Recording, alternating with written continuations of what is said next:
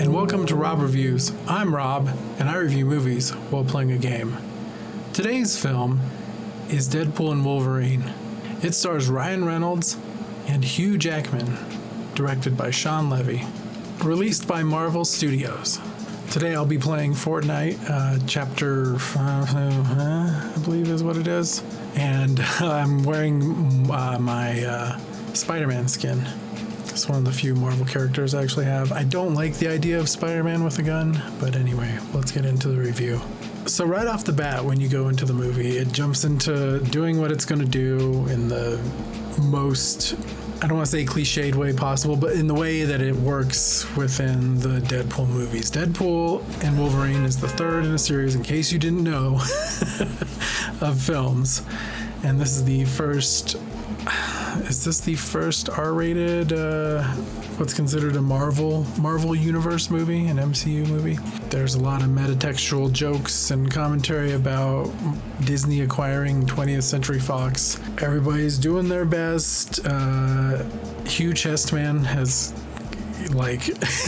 he's come back in a big way. No, he's awesome. I mean, so many people bemoaned Hugh Jackman playing Wolverine initially just because of his physicality, which I believe there may be a joke about that in this movie. But man, he just goes all in. He acts his way through that character, and I just, you have to love him for it, man. I'm glad that character is in the hands of a competent thespian. The man is not just an actor. He's a music man, takes to the stage. Oh man, what are we doing here? I won't lie, it's not that I'm not the biggest fan of Deadpool as an idea or a character. That's kind of fun. And I've never been a fan of the comics. I do have some comics. I don't know that I've ever actually read any of the comics that I have that have Deadpool in them. I was never a big X Factor guy, comic book reader. I was very big into the 90s X-Men and Uncanny X-Men.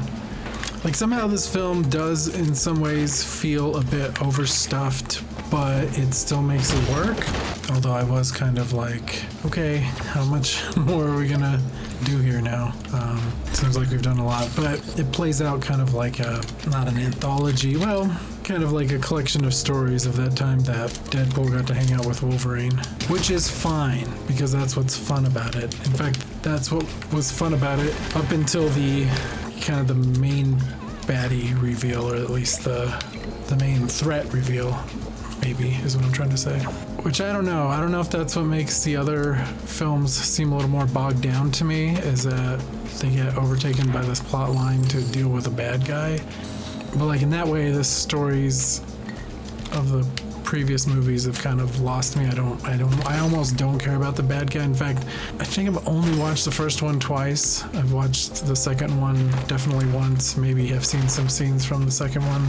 But overall, I just, I don't know. I'm glad it's been this long since we got one of these, and I'm glad that they waited.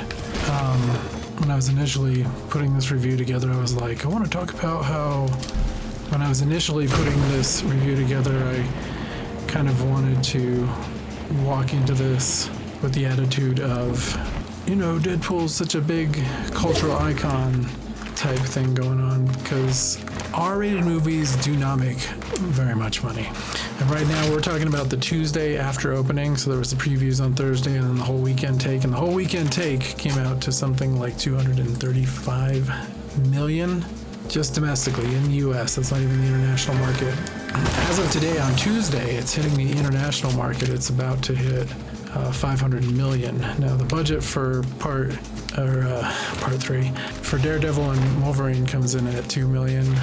For the second movie, it was 110 million, and for the first one, it was only 58 million. So, sitting at a $500 million mark, I know isn't a big deal anymore. But for an R-rated movie, I think that's kind of a big deal.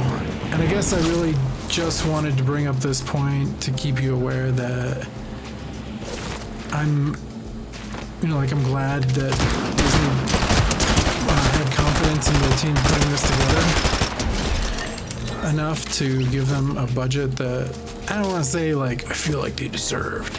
but definitely one that could, like, everything looked really good. I was so impressed and the outfits, holy cow, man. Just the costuming, you know, and then all the different costumes that had to be made and used. Try not to give away too much. This is gonna be no spoils. I feel like I can talk about this movie without giving away too much. There are all kinds of fun little Easter eggs, cameos. My favorite joke, which is in the trailer, I guess I missed because I don't try to overwatch or watch too closely on trailers. I want to be as surprised as possible. But Liefield's Just Feet store sign with the two of them walking, it's just like, I was the only one losing it at that joke in the theater because, I don't know. First of all, there's a little Easter egg at the end, and I'm there in the middle of the day viewing with like seniors, and the little old lady in front of me was like, "Oh, that's a lot of cursing."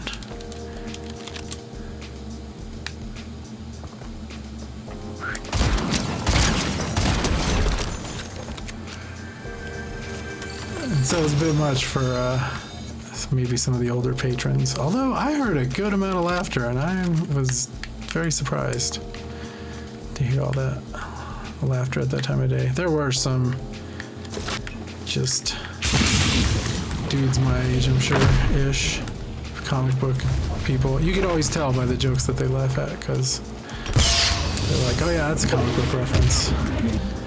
Although they did have some snazzy outfits of Wolverine and Deadpool, and I was like, ooh, I have no money, but I shouldn't be spending more money.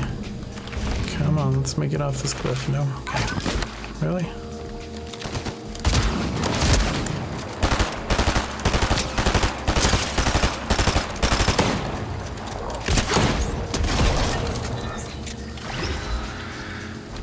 So, I mean, at first it kind of, I guess I wasn't sure how I was going to feel going into this. Like, I knew that there was going to be some kind of shameless tie-ins with MCU and making jokes about Disney. No publicity is bad publicity kind of mindset. And so I feel like I was pretty prepared for that kind of stuff. And I mean, it's not outside of the character to get, silly and metatextual like that. I know there's a lot of that, and that can get kind of tiring and grating, but somehow they were still able to balance some goodwill towards the comedy and the jokes and the characters, And so I appreciate that aspect of things. I should just see if there's some way to keep myself alive in case this all goes awry. And we'll give up the shotgun, maybe. Okay, maybe not. Got caught up on a tree. How are they still alive? I don't understand. I would have been dead by now. And I think there were some genuinely funny parts of this movie. There is the kind of humor that comes with it, right? Which again is that kind of metatextual shock humor that a lot of people apparently enjoy. But the way things are done, certain fights, the places they take place in, that keep everything fresh and funny and not trying to take itself too seriously. It's not like, hey, we're so cool, look at how cool we are. It tries to stay within the realm of relatable silliness. Oh my gosh, really? Okay, well, I guess we gotta do it then. Oh, look at that.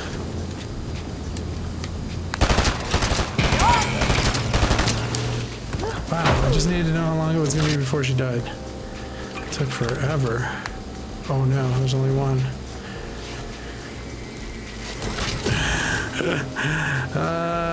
Great. Sure, let's get on. Thankfully, her car is incredibly fast, but also incredibly difficult to control most of the time. I almost have to hit some of these hills like a skier. Holy crap, I'm not gonna make it, am I? Oh, maybe. I need to go find some jelly beans. Yeah, that was also a funny thing. So there was one thing which apparently the movie creators were not cool with, which was hardcore drug use. But they made lots of references to that, which was pretty funny. I don't know, just this always like consistent, I used to call it edgelording, but I think this one honestly will get the most rewatchability out of me. Hugh Jackman's great. Ryan Reynolds is just right in the pocket enough where you're not just totally annoyed by him, unlike some spicy mobile commercials, which I won't name. That's when you can start to get, as a figure, a bit oversaturated. This is just freaking madness, dude. And I do think it was worth seeing in a big theater. It was visually arresting, very nice, a lot of fun, like I said, visual cues going on and things of that nature. I always recommend, if you can get to the theater, do it. You won't be sad, mad, or otherwise.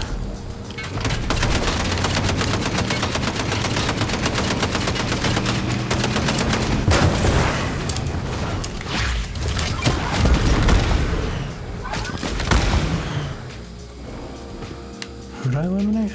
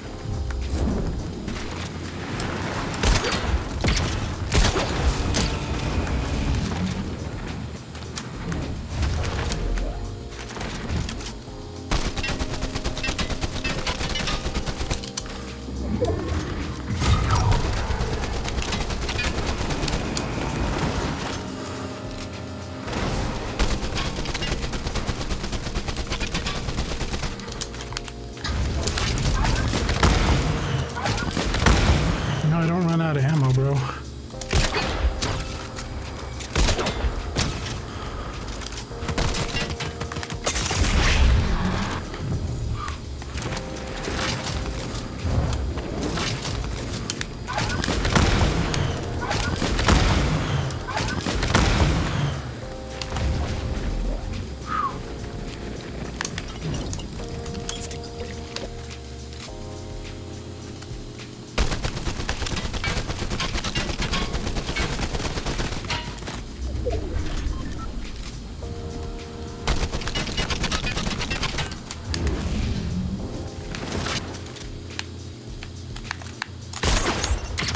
Damn, Rob. You freaking idiot.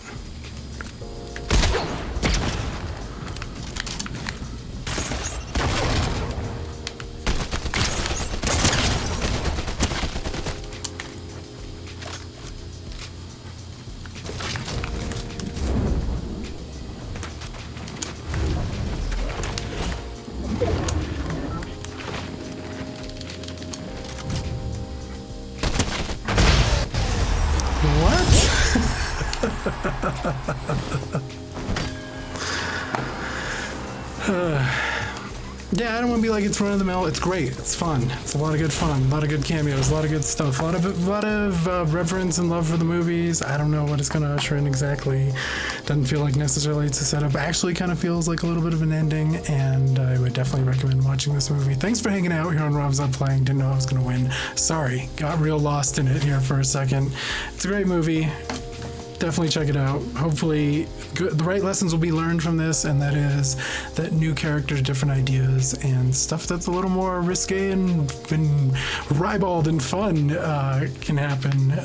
They can put in the effort to make that a thing as well, and not just try and revamp this whole thing again because it's going to do so well.